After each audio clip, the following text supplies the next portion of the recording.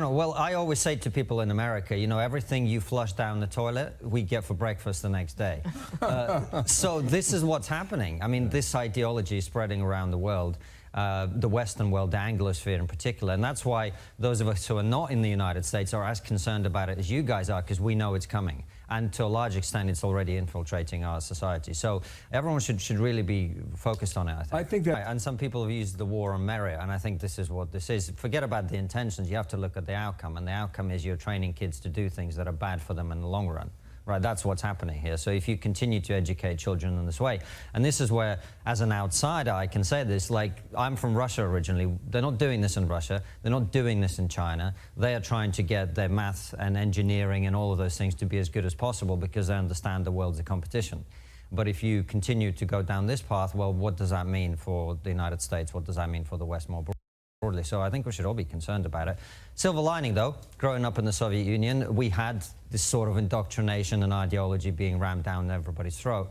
But your parents could teach you not to buy into it. So I think this is a thing where, as a parent, you have a job to inoculate your children as much as possible. And the good news is, if you can teach them that life is about competition, life is about winning, life is about being better, they're going to crush in the current environment because everybody else has been told that you get a medal for nothing. Right? Literally, that's what my parents, it's the first opening section of my book. I talk about the conversation that my parents had with me. And then they said, you're about to go to school, you don't get to say all these things that are problematic, right? Very familiar, I think, to people nowadays.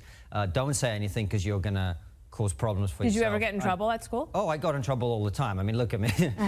but I've just made a career out of it going forward. But also, the parents would have a conversation with you and they'd say, they're going to tell you this, this, this, and this is all BS and don't buy into it. Wow. So do you think that should happen here? 100%. But the good thing about the United States is you can get involved, right? And I think you can run for the school board, you can talk to other parents. Parents can actually organize and go, do we want this to be taught to our children? Of course, it's easier said than done, but I think you have more scope to push back against some of the stuff constructively. Hold up the book so that everybody can see. It's called An Immigrant's Love Letter to the West. What's your main message in it? I think the West is good, and I think we should preserve it and stop beating ourselves up about it.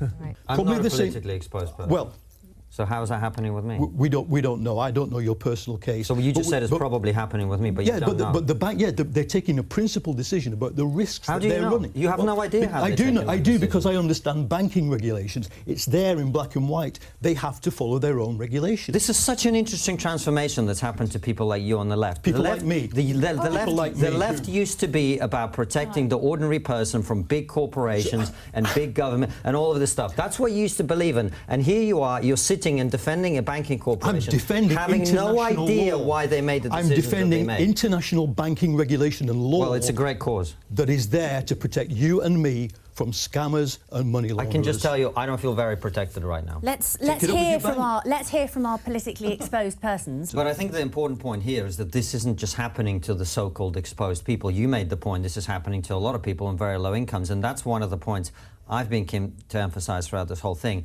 My podcast has 1 million subscribers across different platforms. I can go out and get attention for this in the media. So can Nigel Farage. If you're someone who earns 20 grand and you said the wrong thing somewhere that someone didn't like and they closed your account, what are you going to do? That wasn't the point I was making. My point is, I think it's very unwise and short-termist for people to say, well, as long as it's happening to Nigel Farage, this is okay. And I would remind you, whatever you personally may feel about Nigel Farage, I voted Remain in the Brexit referendum.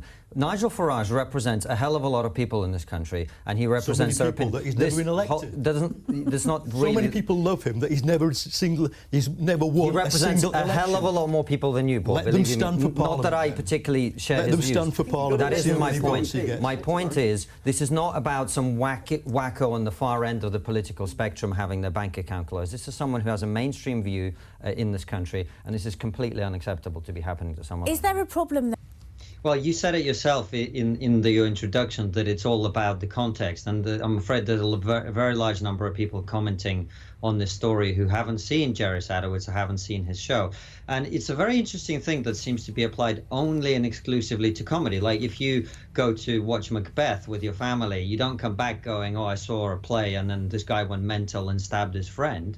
You go, it's a performance, it's a theatrical performance. And the character of Macbeth and all the other characters in that piece are characters, theatrical characters, in exactly the same way that Jerry Sadowitz's act is a comedic character, and so what a character may do is completely different. Yeah, but what listen, I mean, someone I've is seen doing. Jerry Sadowitz live in the last couple of years. I went to see him myself. He is very offensive. He is very challenging, but he's not an obvious character. It's not like Steve Coogan playing Alan Partridge. He comes on and maintains this act as he has done right through his entire career. It's not obvious necessarily what he's doing and how he's doing it. But let me ask you again my initial question. To whom? Is Sorry, it, well, necessarily to everybody in the audience. But let me just go back to my first question. Is it ever okay then to use overtly racist, sexist, homophobic language in a comedy show? Well, as I explained, if there is a character that is doing a performance, then they may be able to do things that a person expressing their opinions may not. This is one of the problems with what the Pleasance has done in this case. Instead of saying we don't like his material, what they actually said, if you go and read the statement, is we do not agree with some of the opinions Jerry Sadowitz expressed, as if a comedy character is the same as a person's opinions. And this is the problem. We seem to have forgotten that, yes, some words are very offensive, but he didn't say them on the BBC One Scotland show. He said them in the context of a very specific comedy performance. I strongly, by the way, disagree with you that it's not obvious that this is a character. I remind you, this is a man who exposes himself on stage as part of his act. And has been doing this for a very long time. Going to a Jerry Sadowitz show and being offended is like a vegan going to a steak restaurant and being horrified that there's dead animals on the table. It's ridiculous. So what? Well, it's not something that concerns me. I've been talking and writing about this for many years now. The comedy industry is going to be destroyed by this process because what will happen is people like me and many others who want to do challenging things and push the boundaries, they're going to go online, and then you're not going to have the stand-up tour in the country in anything like the same way. It would also mean over time that the Edinburgh Festival becomes less appealing and fewer people will come and perform there and fewer people come and watch shows there. We have seen only in recent years the cancellation of the MASH report, the cancellation of Mock the Week. I'm told that Live at the Apollo is next. This culture of censorship and restriction is destroying comedy, and it will destroy the TV comedy that many millions of people have been enjoying for years, as it already has done with other shows. And this process will continue. Yeah, just speaking from a personal experience, as I said, I went to see him a couple of years ago in Konstantin. One thing that I found actually quite troubling that night was I sensed that quite a lot of people in the audience were there so they could laugh at a bit of racism because they don't get the chance all that often. Does that trouble you? If I were a mind reader like you, it would trouble me. I have no idea why the people were enjoying his show. I have more faith in human beings than perhaps you do. I believe that people are able to understand irony and very clever comedy that Jerry Sadowitz does. Well, as you correctly point out, I was there, you weren't. I was watching what was going on around me and trying to assess who thought what about it. But listen, it was fascinating.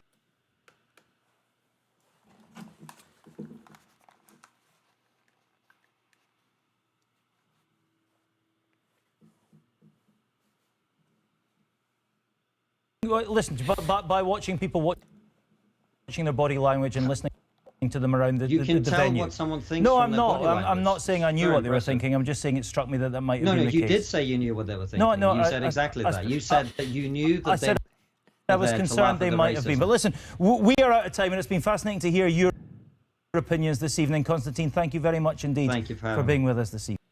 Well, folks, sorry about that. You got to see my big old face in the as it was there, and you saw my expressions as Konstantin just absolutely, basically, bitch slapped this guy from BBC Scotland 1 or whatever studios. You know, this obviously from the way he was asking his questions and the progressive nature of Scotland, and you know, the things that these guys are. I mean, Scotland, talk about being liberal, progressive.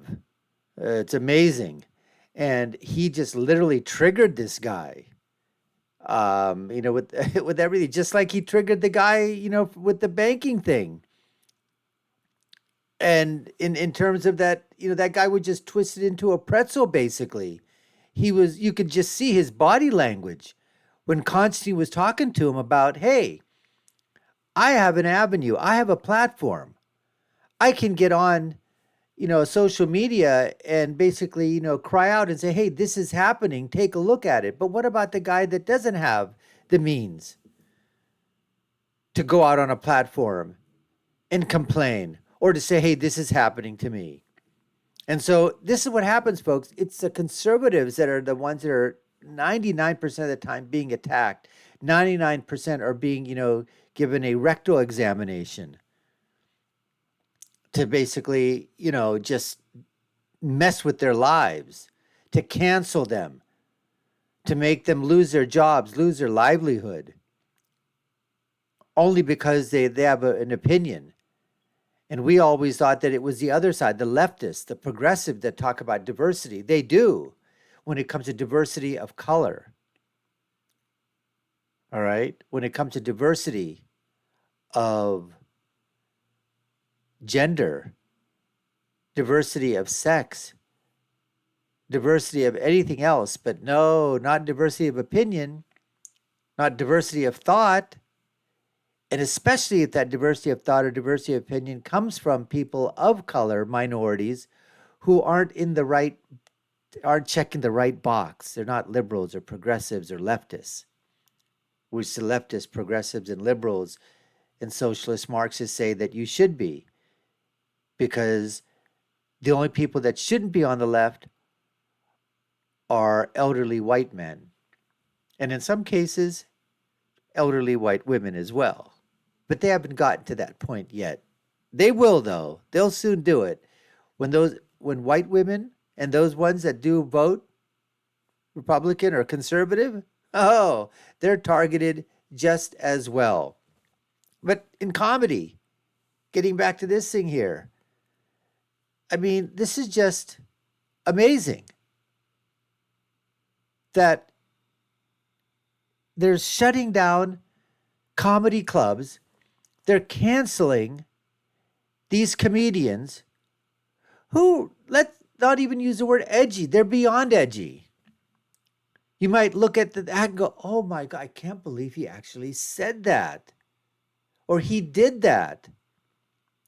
But to basically say that that is now racist, homophobic, transphobic, xenophobic, Islamophobic, Christianphobic, Jewish-phobic, that's just going beyond the pale. And it was just great the way that Konstantin Kisin just literally, velvet glove, velvet glove, velvet glove, this anchor. And they said, how do you know what they're thinking? I went to that club and I saw him a few years ago. And I could tell that there were racist people in the audience, and they were laughing because now they got a chance to laugh at the racism, but not everybody know that they were racist, except me. I know, I've got radar, which is racist radar.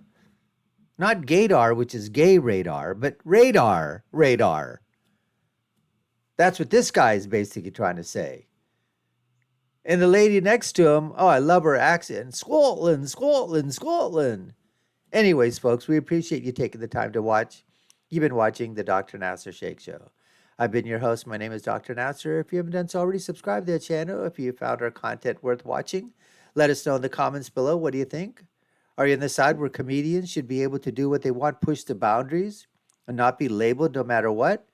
Or are you one of those on the left that says, no freedom of expression, no freedom of speech for comedians? They don't deserve that. They shouldn't be saying, we need to basically let them know what their boundaries are and what they can say that's comedic and what can't. Let us know in the comments below. My final thought, when you're right, you're right. We are. And when you're left, you're wrong. Until next time, folks, take care and stay safe.